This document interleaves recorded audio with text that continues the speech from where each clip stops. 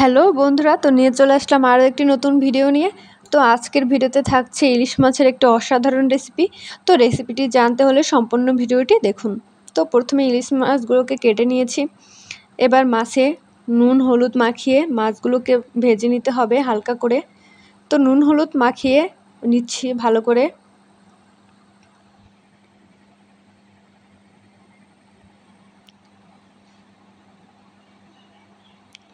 তো এভাবে মাছের দোনো পাশে কিন্তু ভালো করে নুন হলুদ মাখিয়ে নেবেন ভালো করে, যাতে লেগে যায় মাছের গায়ে।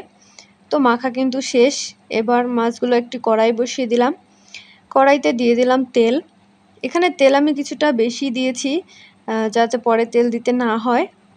এরপর এখন মাছগুলোকে লো মিডিয়াম আঁচে ভেজে নিব। 2 মিনিট করে ভেজে নিব। এক পাশে 2 মিনিট, আবার উল্টে আর এক পাশে 2 মিনিট, এভাবে করে হালকা ভেজে নেব।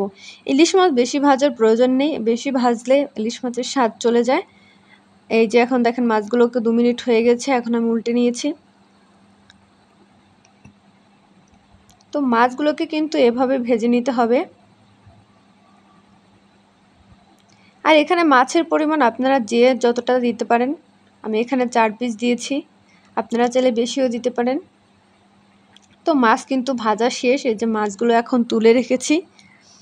এখন সেই কড়াইতেই ওই তেলে আরেকটু সরিষার তেল দিয়ে দেব।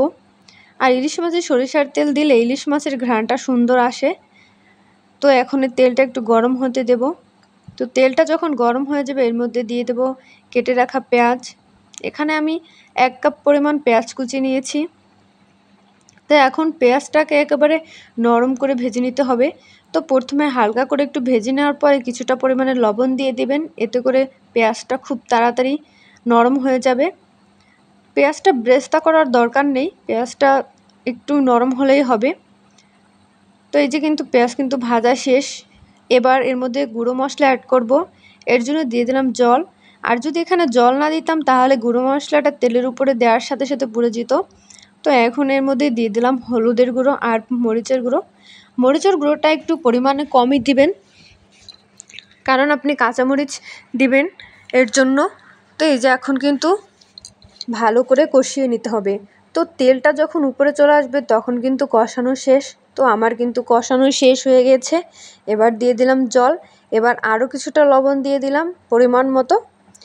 তো এরপর এখন ঝোলটা ফুটে উঠলে এর মধ্যে দিয়ে দিতে হবে ভেজে রাখা মাছগুলো।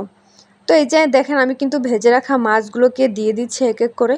আর এই রেসিপিতে কিন্তু বেশি একটা জল দেওয়ার প্রয়োজন নেই, কারণ এই রেসিপিতে বেশি একটা ঝোল থাকে না। তো এখন ঢেকে দেবো, ঢেকে দিয়ে 10 মিনিটের মতো জাল করে নেব। তো ঢাকনাটা তুলে এরপর দিয়ে দেবো 2টো কাঁচামরিচ। এখানে আমি একটু ফেড়ে দিয়েছি, আপনারা চাইলে আস্তাও দিতে পারেন।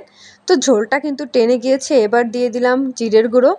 জিরের গুঁড়ো দিয়ে 2 মিনিট ঢাকনা দিয়ে ঢেকে দিতে হবে। তো এখন জিরের গুঁড়োটা ভালো করে নেড়ে মিশিয়ে নিচ্ছি। তো এরপর আবার ঢাকনা দিয়ে 2 মিনিটের মতো জাল করে নেবেন। তো ইলিশ মাছের এই দো পেঁয়াজা রেসিপিটা আপনাদের কেমন লাগলো আপনারা কিন্তু কমেন্ট বক্সে অবশ্যই জানাবেন। আর আরও অনেক ধরনের রেসিপি পেতে আমার চ্যানেলের পাশে থাকবেন। আর আমার চ্যানেলের ভিডিওগুলো যদি আপনাদের ভালো লাগে তাহলে অবশ্যই একটি শেয়ার করে দেবেন, আর আমার পাশে থাকবেন, আর আমাকে সাবস্ক্রাইব করবেন। তো আজকের ভিডিওটি কিন্তু এ পর্যন্তই। কালকে আবার আসছি নতুন আরেকটি রেসিপি নিয়ে। তো রেসিপিটি পাওয়ার জন্য অপেক্ষা করুন। টাটা।